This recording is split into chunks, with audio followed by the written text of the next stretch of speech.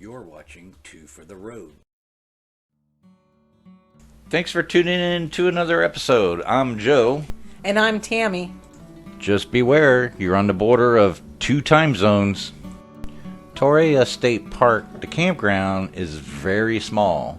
It only consists of 30 campsites to choose from. They are packed a little bit tight, and some of them have a little bit of room. So choose wisely if you choose to come here.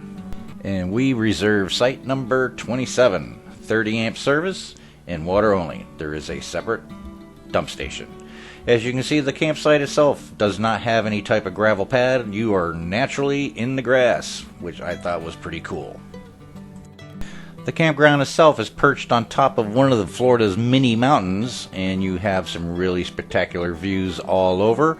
And right at the end of the camping ground, you have this cool little observation deck. Of course, the weather wasn't all that fair, so the views weren't totally clear, but definitely worth checking out.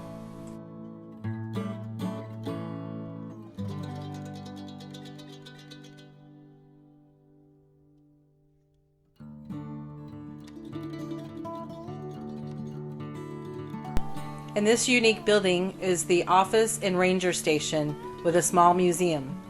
The building was constructed by the CCC, which was used as sleeping barracks during the development of the state park. This is also where you would pick up your firewood and ice. And here is the museum, which is definitely worth checking out.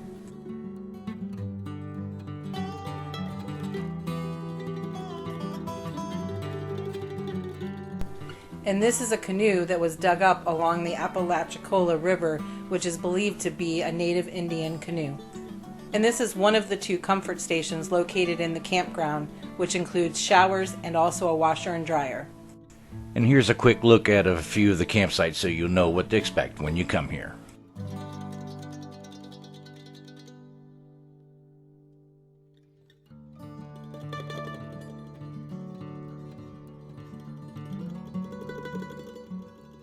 There are also two yurts to choose from right here in the campground. You have a really nice small yard with picnic table, prep station, and a fire ring. And you have this beautiful little deck.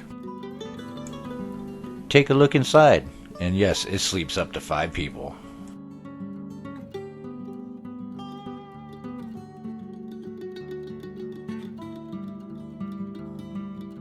Right from the campground, you have a main trailhead. There are 2 main trails. One of them is 5 miles, the other one is 6 miles long. And then there are 9 small connector trails leading to various places and cut-throughs to the main trails. And this is a look at the day use area, with 2 large pavilions for picnicking and standalone grills.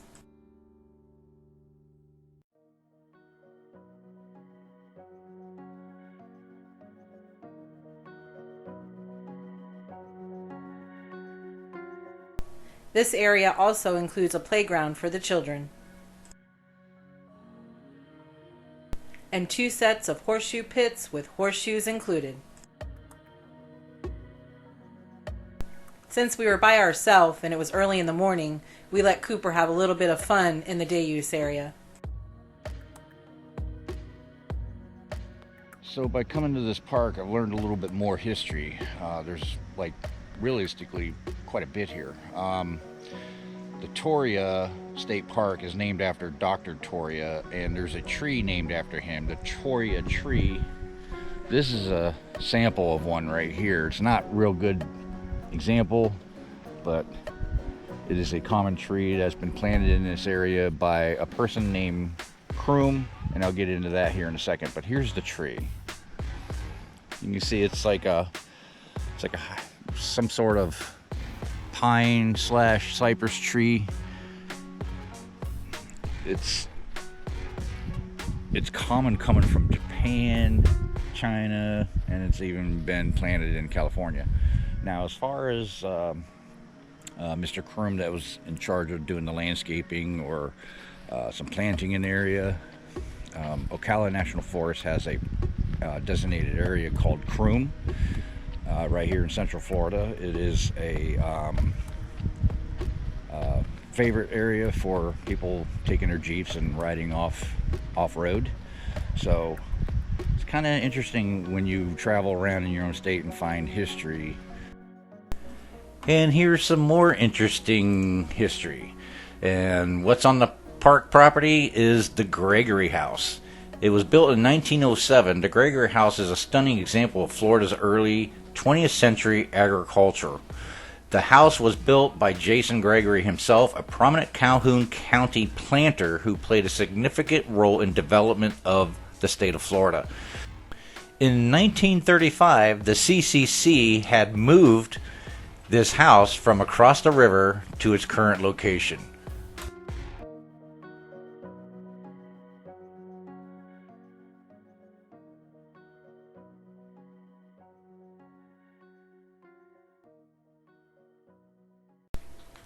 Just look at that beautiful view of the river. Just imagine back in the 1800s just watching steamboats ferrying up and down the river, bringing passengers to and from, and also goods to the area.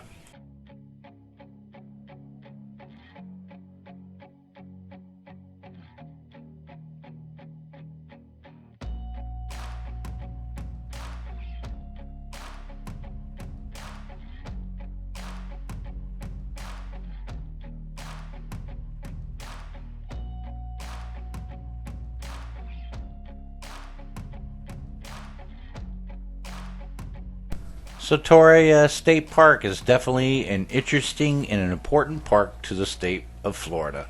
You should consider stopping by here and visiting it yourself. As our video comes to a conclusion, we just want to say thank you for stopping by and checking out our video. You should consider subscribing to our channel. You never know, we may be guilty of adding to your bucket list. And as always, thanks for watching. Two for the road.